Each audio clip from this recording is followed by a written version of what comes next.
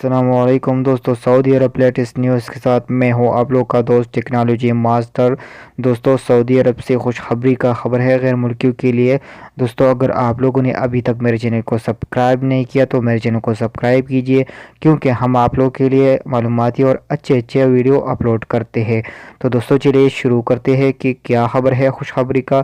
دوستو، شاہ سلمان بن عبدالعزیز نے اپنا 2018 میں اقامہ فیس اور مکتب عمل فیس اور تعمیل فیس ڈبل کرانے اور ٹیکس لگانے کا فیصلہ واپس لے لیا ہے، جس کے مطابق اس نے واضح اعلان کیا ہے کہ 2018 میں کوئی ٹیکس نہیں لگے گا۔ اقامہ فیس، مکتب عمل فیس وہی ہوگا جو پہلے تھا، اور یہ ٹیکس صرف کمپنیوں کے لیے ہے۔ یہ کمپنیوں پر لاگو ہوگا اور ان کمپنیوں پر لاگو ہوگا جو کمپنیاں سعودیائزیشن، مثال کے طور پر سعودی کو 50% سے کم رکھے گا، سعودی لوگوں کو 50% سے کم رکھے گا تو اس پر یہ ٹیکس لاگو ہوگا۔ اگر 50% سے سعودی اس کمپنی میں کام کر رہے ہیں، 50% سے زیادہ کام کر رہے، تو ان کمپنیوں پر بھی یہ ٹیکس لاگو نہیں ہوگا۔